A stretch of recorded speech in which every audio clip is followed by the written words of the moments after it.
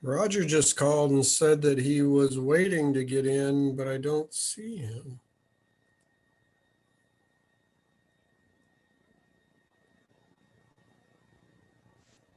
I had to go to the panelist email I got. The one on the agenda didn't work. Whoa. Hello, Dan. Hey, Dan. Long time no see. Well, we're doing pretty good on staff, but on directors, we're not doing quite enough. This could be the world's shortest meeting. You're muted, Dan.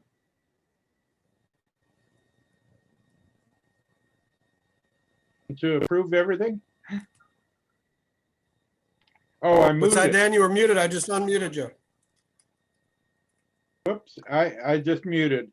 Okay. Can you hear me now? Yes. Yes. Cool. Nicole's in too.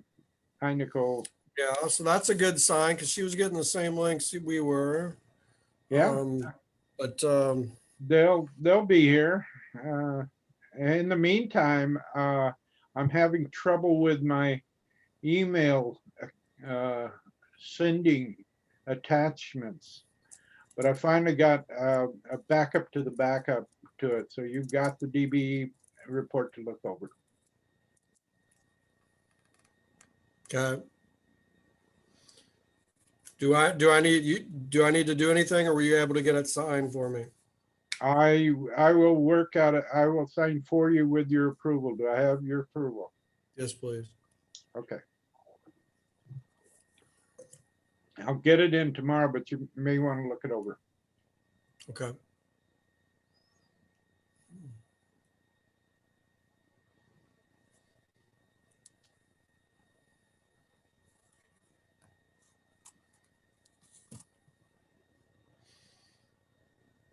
Okay, I saw 5 pop up. Hey, Alex. Welcome.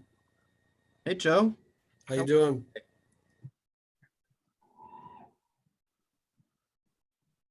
Nicole's having some technical difficulties. Let me see. I'm going to try to make her a panelist. Sure. Where Roger called and he acted like he was in and waiting for us, but I do not see him. So I'm not sure where he's waiting for us at exactly. Okay, so I'm going to promote Nicole to panelist. There we go. We should be able to see her pretty soon. Can you guys hear me now? Mm-hmm. Yep, there you are. I had to make you awesome. a panelist. Yep. All right, thank you. You're welcome.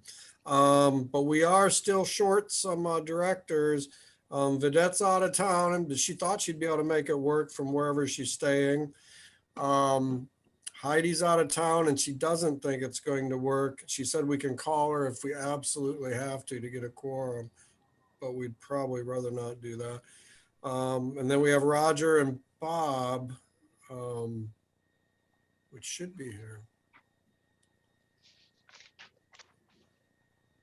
I have a question for you, Alex. Did you get the invitation again like this morning? Yes, I did get one. I'm pretty sure I got your initial one. I can Okay. vaguely remember getting that when you sent out the agenda on Friday. I think you sent one out. Yep. But yeah, I remember seeing that from the county as well today. Yep, and that's the one you want to click on. Is the county one. Okay. Has the correct link to get in here. It's issued,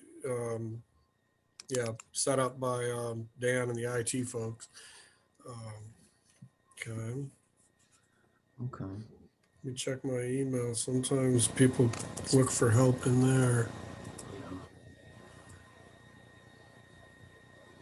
Hmm.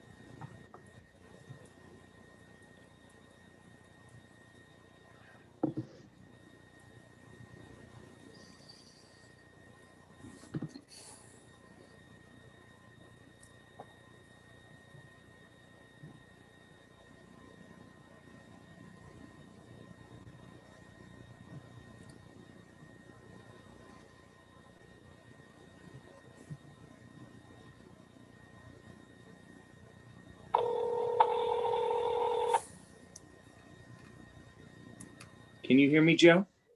Oh, Yep. Okay, there we go. yes, yes. Okay, There we go. good. Anybody else on?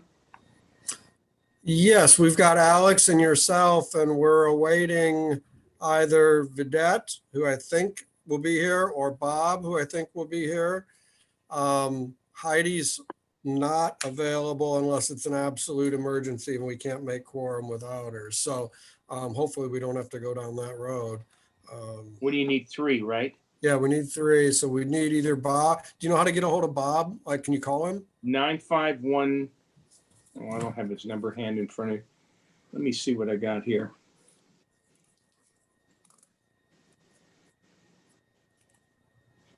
I know he Stand by. checked, he knew about the meeting because he told me that he didn't get the first invite from like Friday. So we had it resent this morning. See what we got here. 951-5294. 707. Okay, let me give him a call. Vidette's trying to get on from vacation or whatever, so let's see if we can get Bob, and that way at least we get 3 for sure.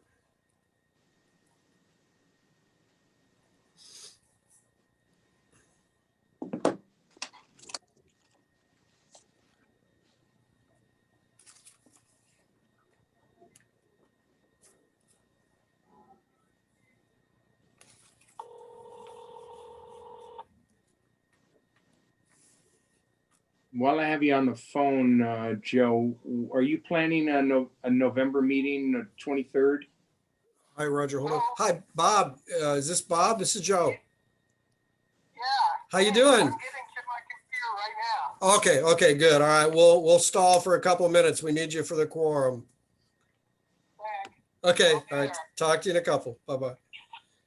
All right, Bob's getting there. Yeah. Joe, are you talking about a November 23rd meeting? Yeah, I'm glad you bring that up. It's we're gonna need to discuss that at some point on the agenda today. So Yeah, if you guys want to do that, we can, or we can look for a special meeting date like in December or something. What's your thoughts?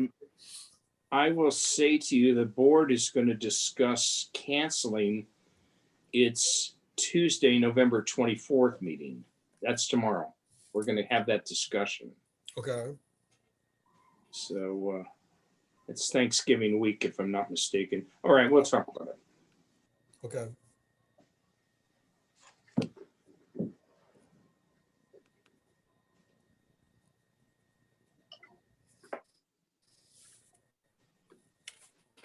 From our standpoint, actually doing it as long as we can find a day. And with Zoom, it's easier to find a day because we don't have to have the room necessarily. We just got to make sure that none of the directors have like direct conflicts. But I think we could find a date in early December if you guys wanted to. We could consolidate them and do it there. Here's Bob. Looks like he's coming online here. Okay. Okay, I'm here. Hey, Bob, welcome. Thank you. All right. Vidette's trying to get on, so we have a pretty good chance of a 4th one pretty soon. That'll probably be it for us today. Heidi called and sent her regrets. She's down in the Bay Area with her folks, and she's pretty tied up. So, yeah, 3 if you guys want to get started, Alex, we probably can. I'm okay with getting started. I mean, yeah, I'm fine with that. Okay.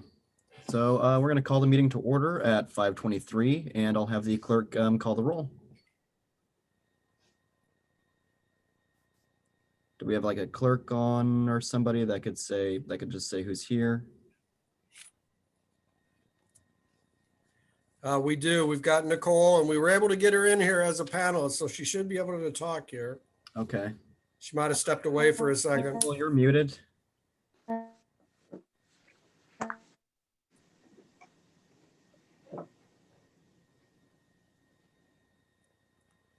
Okay, well, and now she's not on. Okay, Oh, she must have booted. Joe, can you act as clerk and just take basic minutes for a minute? I mean, just to call the roll and then, mark down any things that. Can you hear me now? Yes, thank you. Okay. There you are. Hi, Nicole. Director Berkowitz, Here. Director Gitlin, Yes. Chairman Fallman, Here. Okay, and then and Director Roberts. Director Roberts may be late. Okay, We're anticipating I- her being late. okay. Can you Yep. hear me? I just got in. There she Look is. at that. Sorry, Vidette. I was struggling to get on. Don't worry, we all were. Welcome. Oh, okay. Okay. And Director Roberts. All right, now if you all please join me for the Pledge of Allegiance. I'm going to do this digital flag again. I'll just hold it up for everybody. I know it's not the best quality and I should just get one, but I'll stand Nice. and pledge. I pledge allegiance to the flag To the of flag the United States of United States America of America, and to the republic for which republic it stands, which it stands, one nation, one nation, God, under God, indivisible, with indivisible, liberty and justice for all. liberty and justice for all. I'm sure that's not the hardest Pledge of Allegiance that's ever been done before, so thanks for bearing with me. Okay, do we have any public comment, or is there a member of the public that's with us that would like to make a comment? You have 3 minutes at the microphone.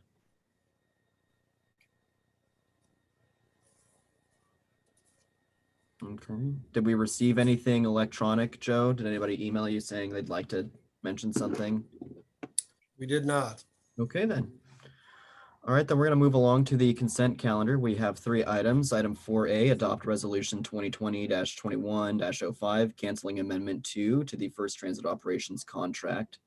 Item 4B, adopting resolution 2020-21-06, approving revised amendment number 2 to the First Transit Operations contract. And 4C, adopting resolution 2020-21-04, approving the fiscal year 2020-21 State of Good Repair project list. Is there any Motion public to approve 4A, B, and C. comment? Okay. Second. Motion and a second. Is there any public comment? Okay, not recognizing any public comment. We will poll a vote on this. Director Roberts, Yes. Director Berkowitz, Yes. Director Gitlin, Yes. Chairman Fallman, Yes. Okay, item 5 is approval of the minutes from the August 24th, 2020 RCTA board meeting. Do we have any public comment on the minutes?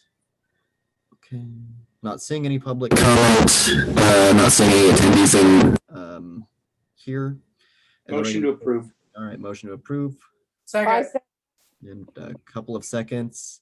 Okay. All right, then let's pull the vote. Director Berkowitz, Yes. Director Gitlin, Yes. Director Roberts, Yes. Chairman Fallman, Yes, okay, minutes are approved. Now go on to item 6, presentation and discussion of the fiscal year 1920 RCTA annual budget system performance. Annual report, rather. Okay, I'm going to try to, thank you, Chair Fallman. I'm going to try to share my screen here, if we can get this up.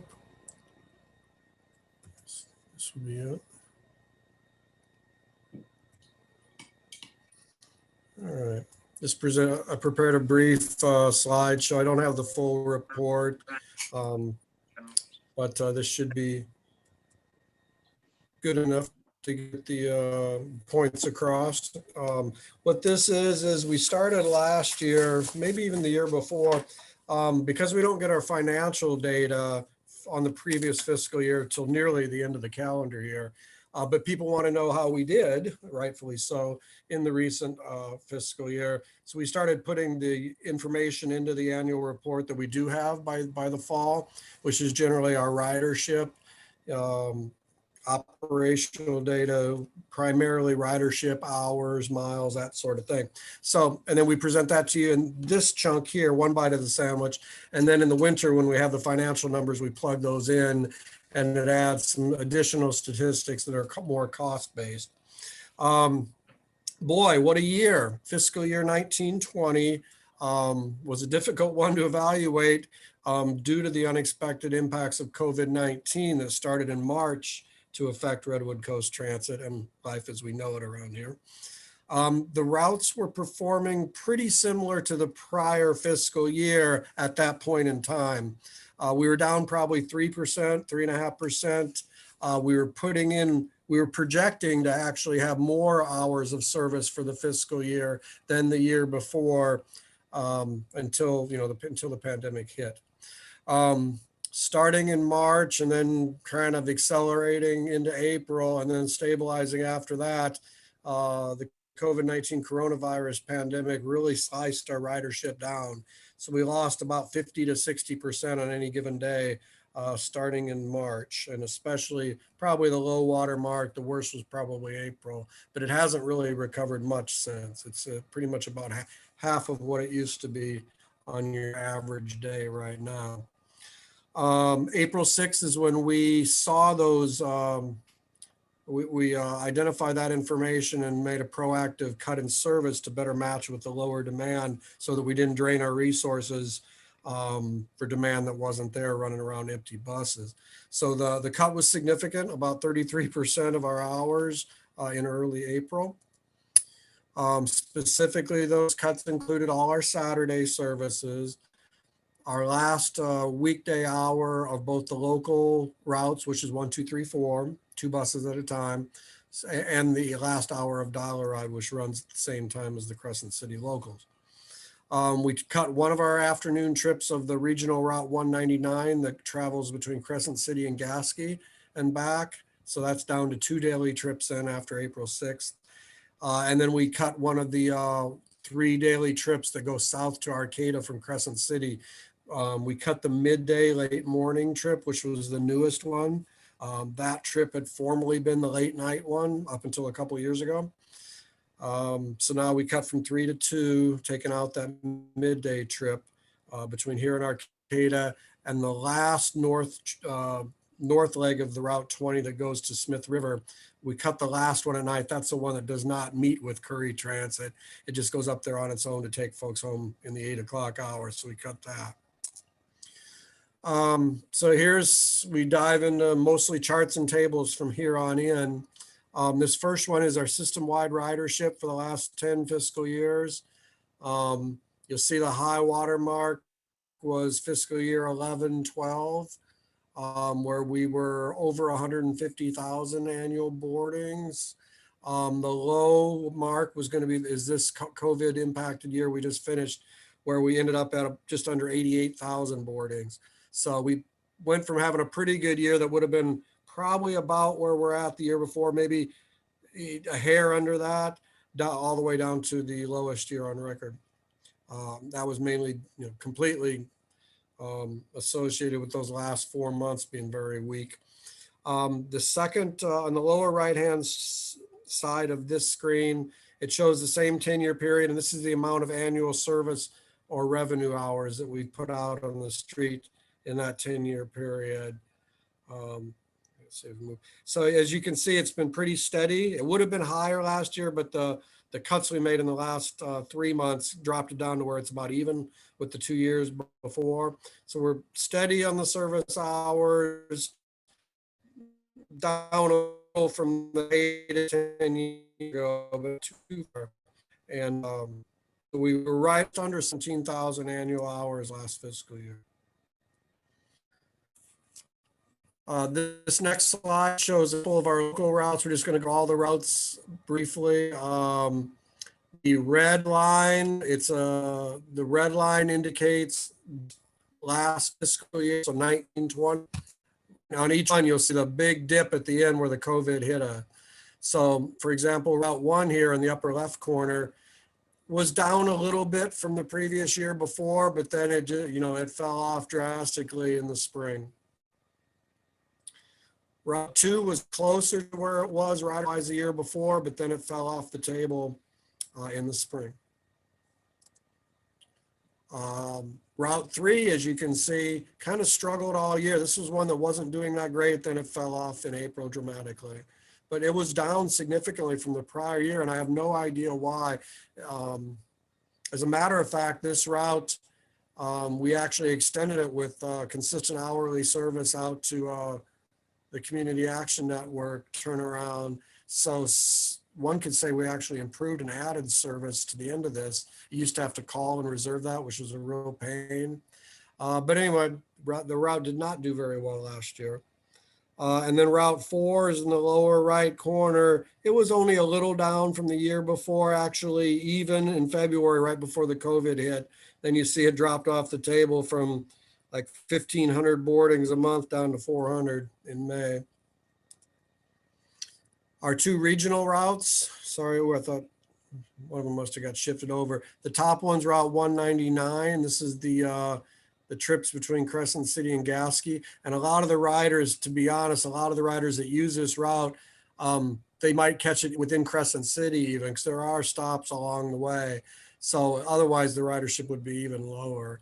But this one dropped off the table horribly in the spring after being pretty robust, doing pretty good in the fall. Again, the numbers on this route are small. So any change in the environment or even in our ridership can affect a route that's as small as this. We actually had one of our regular riders that rode this almost every day pass away during the year. So that didn't help either. One of the few routes that was actually doing well last year, Route 20, which is between Smith River and Rcta, our main intercity route, it was actually slightly ahead of the prior year pace through February, and then it fell off the table in the months of April, May, and June. And then wrapping up this part of the analysis, we looked at dial-a-ride for last year, and similar to Route 20, it was actually a hair or two ahead of the prior fiscal year, a little bit more ridership, and then it fell off the table when the pandemic hit. Last year was the first year of our Route 300, which is an afternoon tripper that starts at the high school and then distributes students home from there. In the morning, it was that duty was handled by the regular routes 1 through 4. But in the afternoon, we started our own special route to make sure nothing was impacted and to kind of give the students their own, it's open to everyone, but mostly their own ride. And it was actually off to a pretty good start in the fall. We were doing over 300 a month. And then the weather knocked it down a little. And of course, less school days. This trip only runs on academic days at the high school. So when they're out of school, it doesn't run. So then we were starting to pick up in February and then off the cliff with the COVID in March and April. So then system-wide, this is what it looks like for last year versus the year before. We came in, we were just a little under, I think the numbers were about 3%, and this is only through February. So this shows it was pretty similar to the prior year until the pandemic, which was obviously unique. Some major takeaways to summarize this mostly negative data. We were down slightly coming into the pandemic, as mentioned, especially the local routes and the 199. The ridership on the Route 20 regional route and the local dial-a-ride were at or slightly above the prior year's numbers before the pandemic. And the first year of the Route 300 was a little slower than expected. It didn't take off in the manner we had hoped. But as you saw, it was capturing, if you look at maybe 20 school days in a month in the fall, we were doing about 15 kids a day. So it wasn't completely bombing either before the pandemic. Then we obviously, instruction's have been suspended in school since then. Summarizing the performance, and I think you guys have heard some of these tidbits from me before, but right now Rcta is used almost exclusively by the transit dependent, meaning those that don't have access to the automobile. The transit dependent market here is pretty sizable and stable. It's not growing, but we have a significant market share that we need to efficiently transport, and we're doing that today. Even during the pandemic, we've steadied out at around 200 riders per day, which is about half of the past. So folks still need to get around. The transit disadvantaged markets, such as the young and the old that have less access to cars, they're the best chance for us to see some ridership growth over time. So I guess we would call them target markets. For the youth, we feel we can assist more with the school commute if we were to get cooperation with the school district, which has been pretty good so far, but there's always room for more. On the seniors side, from that seemed to be the past effort in the early days was to gear the system towards seniors. And we want to continue to do that as far as getting them onto fixed route. We don't want to necessarily try to promote the dollar ride, because the more people use that, actually, the less efficient it is. Once you get past about 3 per hour, there's only so much you can do. Then you have to add more resources for the same, as the ridership increases. So if we can continue with the travel training program that was just starting when the pandemic hit, if we can get that revived once the health situation's better in the community, that'll help with trying to teach seniors. A lot of them are just reluctant. It's a new skill. Maybe they're still driving, or mix and match, and they're driving a little and maybe getting rides. So those are the folks you want to get into the travel training program for the senior market. So we'll need to continue to work on that in the future. Any questions about the last year's performance metrics? Actually, I do, Joe. And I'm looking at the figures. So you broke a long streak of declines in ridership back in 2017, 18, and we finally broke the streak, and we improved it to 115,000. That's what I was reading, riders. And Yes. then what is it? Did that basically continue to maintain a new normal of increased ridership? Obviously, we're giving away free rides and gratis service, and then COVID hit in January or February, and then everything went kablooey. Is that a good assessment? Yeah, that's a pretty good assessment. Yeah, if you look at the right-hand column of the top left table here on this screen that shows the annual ridership, if we hadn't had the pandemic, if a frog had wings, if we hadn't had the pandemic, we would have been probably just under the prior year. So I'm guessing 105 to 110,000. So it would have got us back up to where we would have probably not equaled the year before, but not far behind it. But unfortunately, those last 3 months, we got killed. So we ended up at 88,000 or so here. So let me look at this 2017. It's 2017, 18 was the low point, and then it went up. Yes. Okay, and then it went down. And that's where it is right now. Correct. Down. That's unfortunate. That's too bad. Yeah. I guess there's nothing to say other than we looked like all the good efforts were working, and then we had this happen with the COVID, and then it's shot it all to hell. Okay, that's pretty explanatory to me. So I've got a pretty good grip on that. Thank you for that explanation. Okay. Thanks, Roger. Any other questions? Any other questions or comments? Okay, well, before we move on, I just want to say thank you to Joe and thank you to this board for making the cuts when you made them. I know it wasn't easy when I was here making that decision with you guys. And I can appreciate doing the prudent thing now, or doing the prudent thing then before having to do the disastrous thing now. So thanks, you guys. I mean, that took a lot of courage. I don't think you guys realize how much that courage that took before we did that. I just want to remind you all of that, and thank you. Okay, if there's no public comment on this item, then we're going to move on to item 7, approving the purchase order 2020-21-01 to San UV Air for onboard germicidal air cleaning equipment.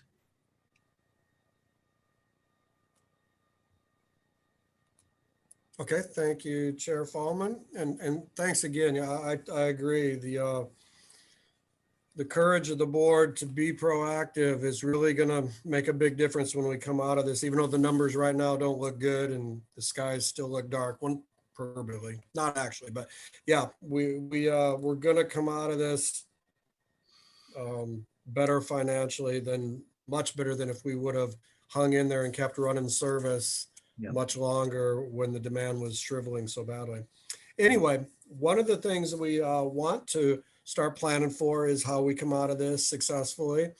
And you may recall we've been the fortunate beneficiary of a robust apportionment of the CARES Act funds from last year that were approved in the congressional package to help with transit agencies that were losing money on fares, losing money on their sales taxes, and incurring additional costs to try to fight the COVID and to provide a safe environment for their people, for riders and staff.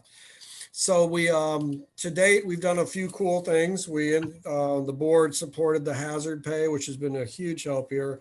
Chuck can touch on that later if you'd like, but that's, it's been very well received by our staff and really helped our turnover stay low, even in the toughest times of coming to work. We started the nightly bus deep cleaning contract back in April, where we have a crew come in here at night and deep clean and disinfect every bus that's used. So that's been a huge help. That's a classic example of an additional expense because of the COVID, but well worth it. Nick, our mechanic maintenance tech guru, designed and installed the sneeze guards in the vehicles that further protect the bus operators from the passengers. And we nowadays, it's so funny, you see that they're being sold by vendors all over the country, but we got ahead of it and designed our own, and Nick had them installed before a lot of these competitor barriers even came to market. So those are in there. That was a one-time cost, just the materials and some labor time. And then we implemented the 10 passenger limit back in those same crazy days of late March, early April, when the pandemic was first coming to town. So, and we've maintained that. So luckily there haven't been too many issues where we've had problems with the 10 limit. It's been a good fit for us, and it's still in place today as advised by public health. But then we wanted to, I felt that we weren't done yet, especially with the robust CARES money that we need to spend anyhow. So we started searching, Nick and I especially, searching the marketplace to see if there was anything additionally we could do to safeguard our passengers and drivers. And we think we found something. This product's made by a company called Sanuvair. They're out of the New Jersey area, I believe. And they've made this product, and it was actually been around since before the COVID, but it is made to clean air and to kill bacteria and microbes. But obviously they're doing really well business-wise all of a sudden since the pandemic came to our shores. So this UV light system fits inside the HVACs of our buses, so inside the coach. And essentially, as it intakes air in, it zaps it with UV light, which kills 99.9% of the microbes and bad stuff in the air. And then it goes through the coil and back out as fresh, clean air into the coach. So it has been in place in New York City, New Jersey Transit. I saw something on the news the other day from Moscow. The Moscow Metro has them on the end of each line. So this is like the state of the art that transit agencies are going to now to try to instill rider confidence in a clean environment. So we reached out to them and got a quote going. Nick did a lot of the legwork on this. It's been a collaborative project. We've got an initial quote, and they're tuning it up. But in the process of doing that, some of our transit partners to the south of us, and maybe eventually to the north, but for sure to the south, they're also interested in procuring these devices. So we may get an even better price with a little bit of a volume discount. So that's kind of to be determined. So our ballpark quote initially was $2,500 per vehicle, but there's some idiosyncrasies to that. A certain type of air conditioner may need 2 of these lamps, for example.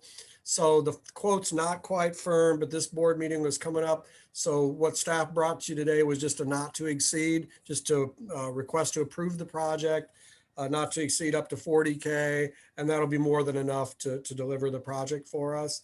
And if it comes in much lower than that, fine. We'll use the money for something else in the future. But yeah, we've had 2 demos from these guys. The product seems to work pretty good. So we'd like to get these on order right away. We could have them in here, cleaning the air inside our coaches.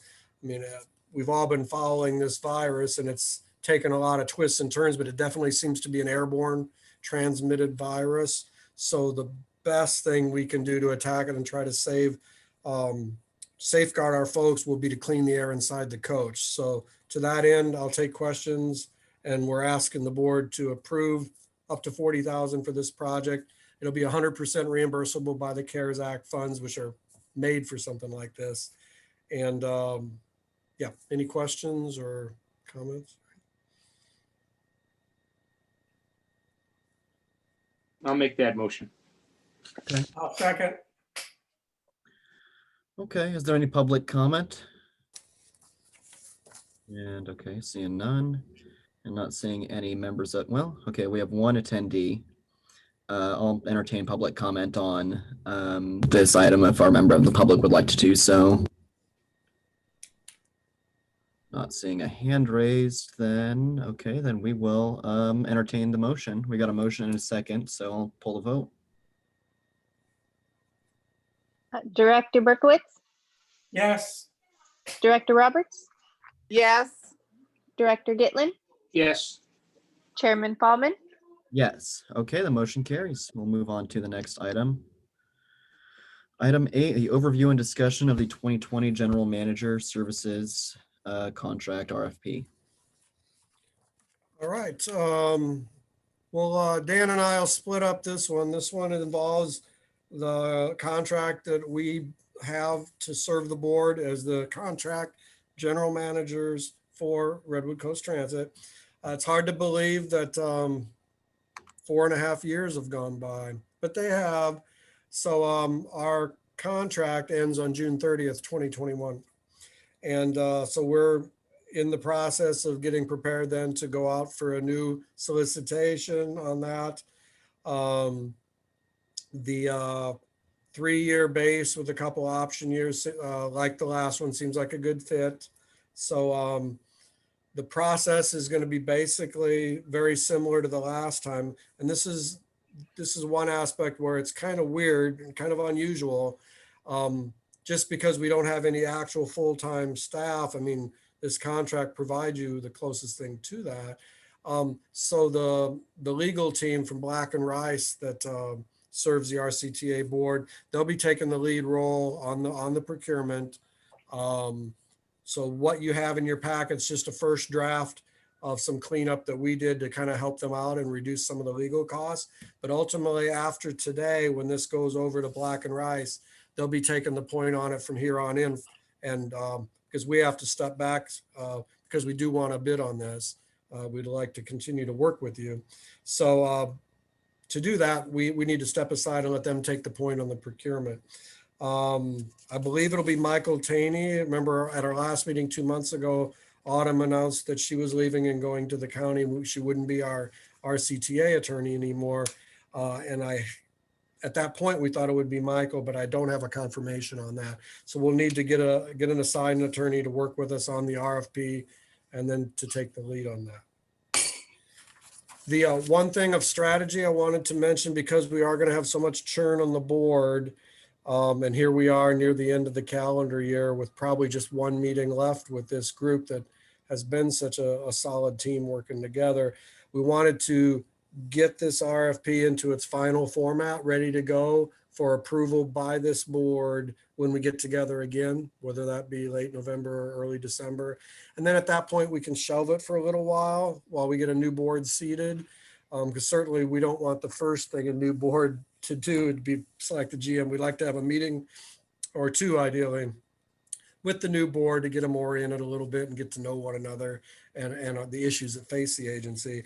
So this schedule on page 2 sort of reflects that. So we'll work diligently to get the RFP ready by either late November or early December, whenever we meet again. And then it would basically sit on the shelf ready to go until the spring.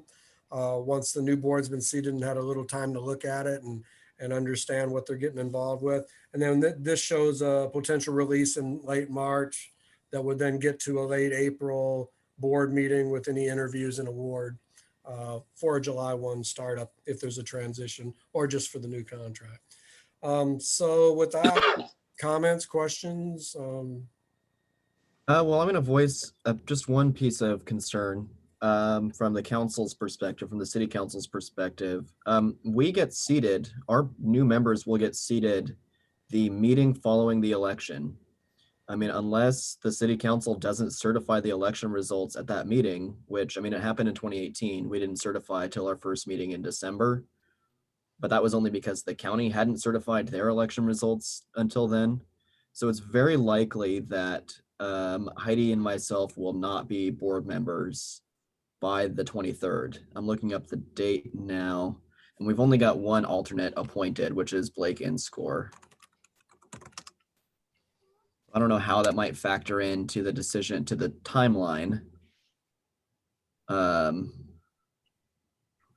thank you for letting me know. That is a bit of a twist. Yeah, It might actually be good for us. I mean, in the respect that we'll get to start working with the new board and getting them onboarded and oriented a little earlier than I thought. Because I thought they wouldn't appoint till January. That was my assumption. yeah. So I think that's it's definitely something to think about, and as we're talking about when we want to meet again too. so November 16th, 16th. as long as, I mean, everything goes smoothly, that should be the last day that Heidi and I will be on the city council. We'll seat the new council then. So, I mean, there's a couple of options after that. I mean, you could have, Blake is still an alternate, so Blake would be obligated through that to be present at meetings after that. But I mean, I could ask to put this item on the November 16th agenda, and he could make that appointment sooner, potentially. But I don't know exactly how that would work. I mean, because ideally you would also have the new council would be seated that night. So that's really the only issue that I see here, is getting a full board involved in the process from the beginning. And it's like you're like a week off, basically, is what I see this year. You know, Now, these are just target figures at this point. Yeah, and yeah. We may Mhm. be able to play around with that, but I do like the idea of several board members coming in earlier than January, and that helps the transition. And we also were talking about every year we try in about April to have a workshop, maybe go down at the bus barn, actually take some time out to look at what we're doing and where we're going. We might be able to bounce that up to about February, because that would help considerably too. yeah, yeah, good idea, Dan. I Joe, agree. do we have exigent business that must be handled in November and December? I don't see Little any going on with the grants. Everything has dragged. So as far as grant approvals, nothing that I know. Nothing other than this. Yeah. I mean, nothing. Yeah, I think that's accurate. This is probably the most important and sensitive thing that we got to think about. Okay, I'm a little confused. What's the exigent issue that you need to develop a quorum for a November meeting? I'm a little confused with what you're saying. Or December, either November or December. What is the exigent item? The RFP for our manager contracting services. Or contracting material services. So I would proffer the alternative to have a meeting before November 16th. If that works for you and it's in your timetable, then we won't have a quorum issue. How does that sound, to do a meeting, not the week of Thanksgiving, which our board is going to probably, I don't know what it's going to do, probably will cancel its Tuesday meeting, the 24th. But how about a meeting, I don't know, I'm looking at my calendar right now, with somewhere in the neighborhood of after the 10th, maybe 13th, 14th, somewhere in that area. The 10th is a Tuesday, Wednesday, Thursday, Friday. It can be a special meeting, just the one item. Does that work out for everybody here? Will you know by then where we stand, or will we need extra time? I mean, that definitely works for me. I mean, yeah. That's totally Yeah. anywhere between before right around 6 o'clock on November 16th works for me. And if you have that meeting at 2 on the 16th, even that's fine with me. The only date that I'm not seeing would work is November 3rd. And I mean, that's because I have RCTA. Well, no, even then I could still make it then. So, I mean, I have no issues with any meeting date. Just know that you're going to have a quorum issue on the 23rd. So, And I can meet on the 16th, so there's no problem there. For me, Let me look at my schedule. Hold on one second. So we're going this, One of the critical issues, Joe, maybe you have a feel for this. Do you think 3 weeks would be enough time for the council to bring themselves up to speed and edit our request for proposal? It's not a major task. It's an editing thing more than anything else. right.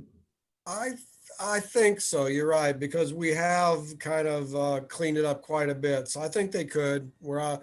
That is a risk, but yeah, I think 3 weeks seems like they could do it. Yeah.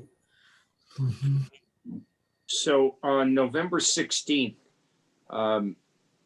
Alex, you have a city council meeting. That's a Monday. Right. Now, if we were to have, and it's obviously a short meeting, right, Joe? This is not a long agenda, correct? Yeah, we could be done by 6 if we started at 5:15. Yeah. I So, would discourage starting at 5 in case there's closed session I have to be at. so if it's just a 5:15 for a one item discussion, then we keep everybody's in the loop involved. We don't have to do a lot of re-educating. We can discuss your contract. I think that would be the time to do it. Now, I'm going to presume that's a closed session item because it's personnel. Is that correct, Joe?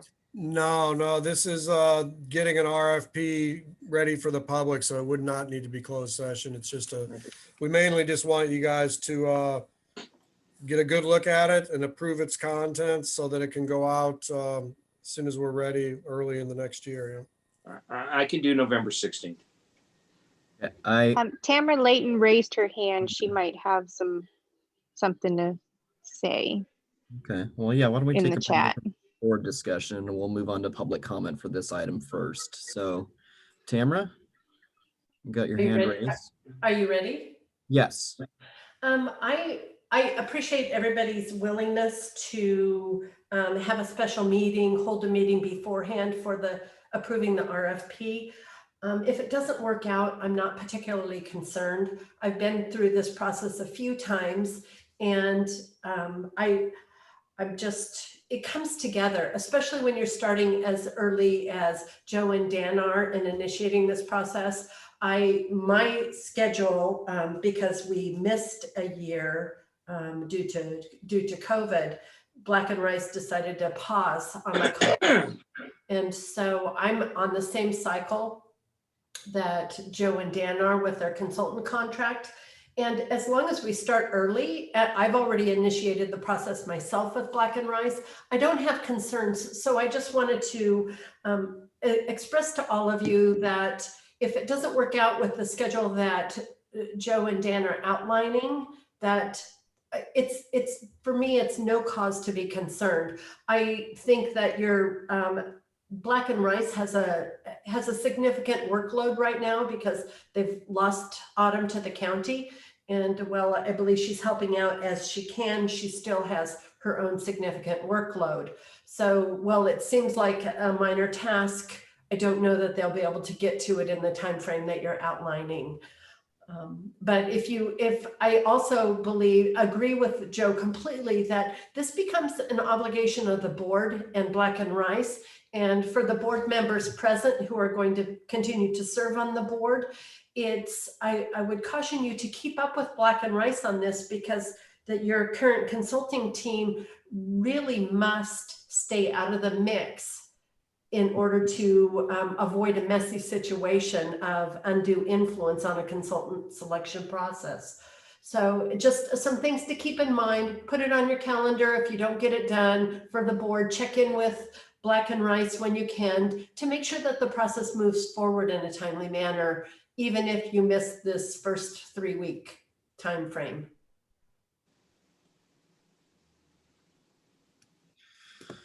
Yeah, that's a good point. I mean, yeah, I appreciate that, Tamara. I mean, I'm seeing the proposed timeline is, I mean, RFP released on the 23rd and proposals aren't due till the 26th. I mean, that's a 4-month time frame for folks to fill out an application and write. I mean, obviously they're detailed proposals, but that's a long time.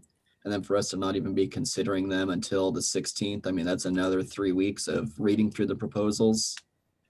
I mean, yeah, this is a very lengthy process, longer than I've seen us hiring a city manager. I mean, I sat through a number of those during my time on council. So, I mean, yeah, we can, take our foot off the gas pedal a little bit here.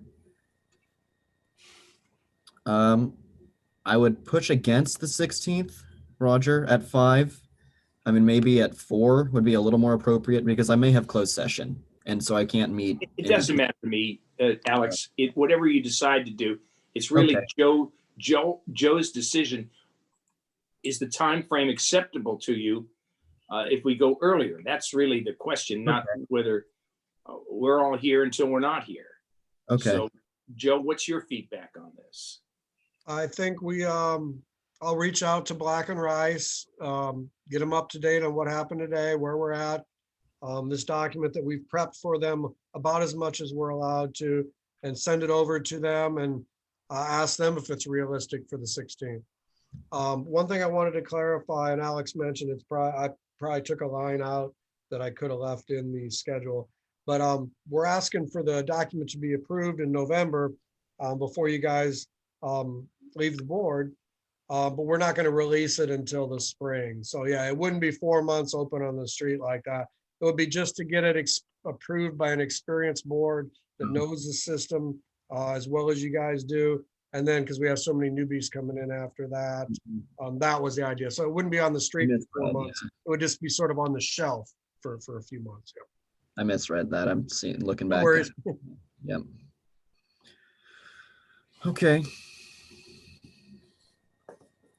So Why don't I'll circle back with the probably with Alex first as the chair and then the group, and let you know if the 16th will work. If they say no, it won't work, then maybe we don't do the meeting that early, and then we'll just, does that sound like the direction you guys want to go? So the 16th, if they can make it, otherwise we'll just wait and meet later in the winter. Let's do it. Yeah, let's try it. In the meantime, I'll reach out to Blake Okay with Lindsay, our alternate, and let him know that he might have a meeting to go to. Thank you. Okay. We already took public comment on this item. And so with that, we are going to move on to our next item, which would be our operations report. Evening. Thank you for the time. Give you a quick rundown of where we are. We have had no more accidents or injuries since we last met. So that's obviously good news. And makes me feel proud of our operators who are out there in the traffic all the time, dealing with the public and staying safe and doing their jobs well. On maintenance end of things, that's also been going extremely well, knocking on wood. We don't have any vehicles down right now. Nick has been able to actually get ahead of some things and get caught up on some things and get prepped for some things we have coming up. First Transit's got a lot of safety and maintenance and cost cutting expectations of us, and this has given him a chance to get ahead of those things, as well as keeping the buses maintained and running and prepped.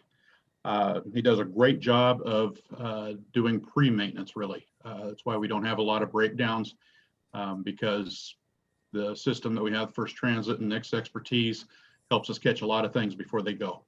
And that keeps buses on the road, keeps downtime a whole lot more manageable. We're still continuing with the COVID precautions.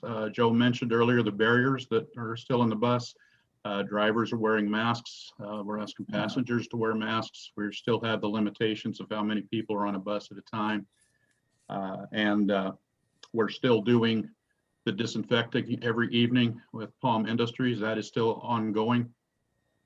Still providing the wipes and things for the drivers to use on the buses during the day. And that's going well. And Joe also mentioned the crisis pay a little bit earlier. I want to thank you again for that. That has meant a lot to our drivers. It's meant a lot to me because it's helped keep some stability. That's made my job a little bit easier and helped me to focus on other things. So that's a big, huge help. And I continue to thank you for that crisis pay that you put in. Follow that up with staffing.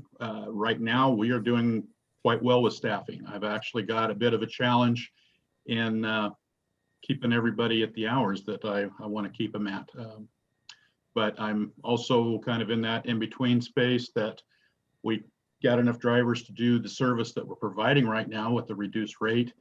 But what if something changes in a hurry and you come to me and say, we're going to reinstate Saturday service or something, and I've got to be able to have the drivers to do it.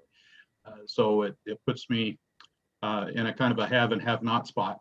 So I'm trying to ride that balance by how many drivers I have on staff. Like I say, right now we're doing really well. Crisis pay is helping us to do really well. And if something was to change in a hurry, I think we could absorb it fairly quickly and easily. So that's my report. Any questions? None for me. Nope. Any other questions? Okay. Any public comment? Not seeing anything. Go to the general manager's report. I just wanted, this time I did one because we're running a little ahead of schedule for once. Yeah, I said it myself, so you guys didn't have to. We're running pretty good tonight. We had a couple of interesting events on the electric bus project, the bus electrification project. We had a chance to, we had a couple of strike team meetings in the last couple of months, which is the free consultants help we won, national group through the Community Transportation Association of America. But several of them work for LTK, which is a pretty big consulting firm back east. So they've been helping us. We had a recent meeting. This is a project that's going to roll out over the next couple of 3 years. First, we're doing the planning document this year, and then we're probably going to need to move to like some sort of engineering plan for the year after. But within a couple of years, we should be able to buy our first electric bus, but we have to be able to charge it as well. So that's where a lot of the hard work and the planning and engineering comes from. Then last week, Dan and Nick attended a demo down in Ukiah of an existing electric cutaway bus, similar to what we run. A little different, but similar. And maybe Dan, maybe you can tell the group a little bit about how the demo went and what you thought of the bus.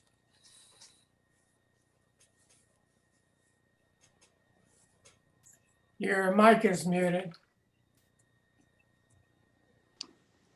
You're muted, Dan. There.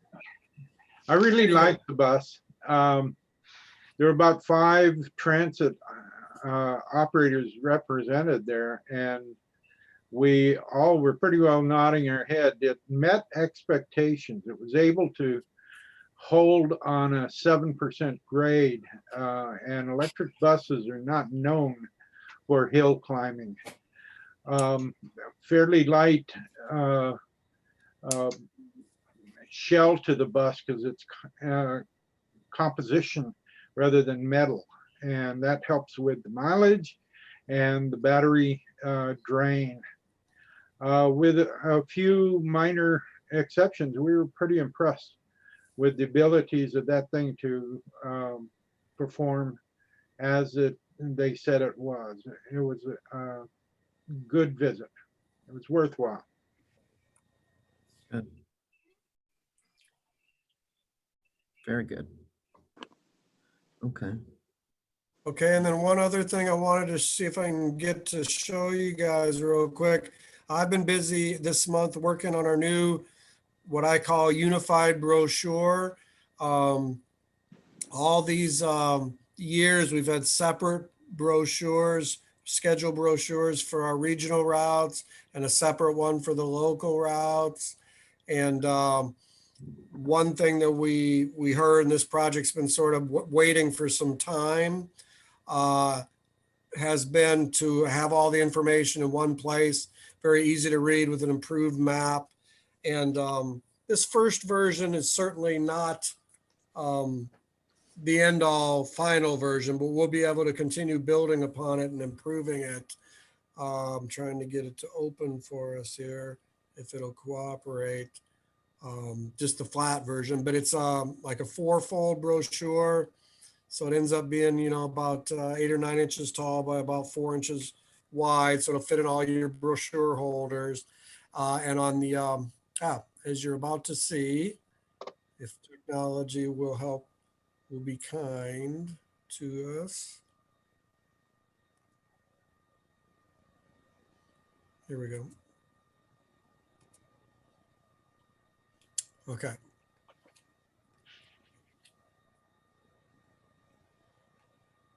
Well,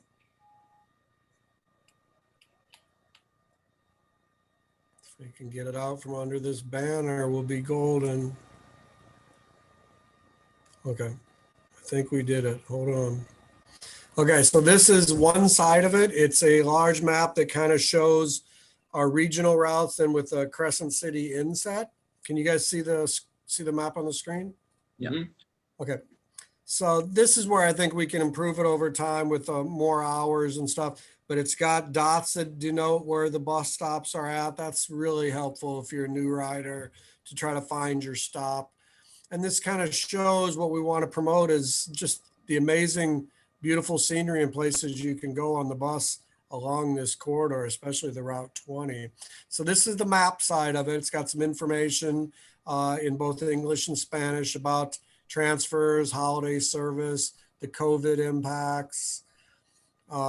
We put some basic connection blurbs out here. So if you want to continue on to Medford and Grants Pass, it tells you what the name of the connecting agency here is. Then all your service information, and this is an Adobe thing, so don't laugh too hard, but it wants to flip the second page. I guess the printers are totally used to it this way, but yeah, it flips the second page. But this is basically what the other side looks like. It's got all our color-coded route tables with the times all together in one. Got our fare table that shows the zones in both tabular and map form. Also has some information about the COVID cuts, has our small version of our new transit travel training brochure that we got for the program that was just getting started when the pandemic hit. And it's even got some basics on our code of conduct, which is what the riders have to adhere to in order to avoid discipline on the system. And then here's the cover. So we've got a beautiful scene from here locally, mountains in the cover. And yeah, so we should have, I was hoping to have it in hand for today to show you guys, but that didn't happen. But we should have them, the first batch back from the printers in a week or so. So by the time we meet again, you guys should have seen them, or they'll be around town. And this is, I think from this template, we'll be able to really build upon it. I'd like to improve the map, to be honest. This map I cobbled together and made work, but I've seen better out there, but getting a hold of those base maps and stuff is a bit of a challenge. So anyway, we'll work with this for now, and excited to upgrade our promotional materials. I think the schedule says a lot about a transit system. Any questions about the new unified schedule?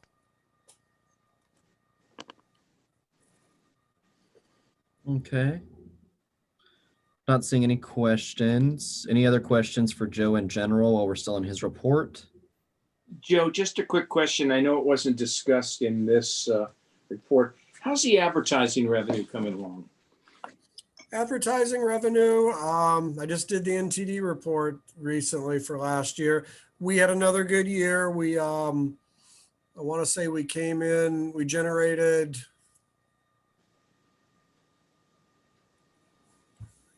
between $15,000 and $20,000 worth of revenue.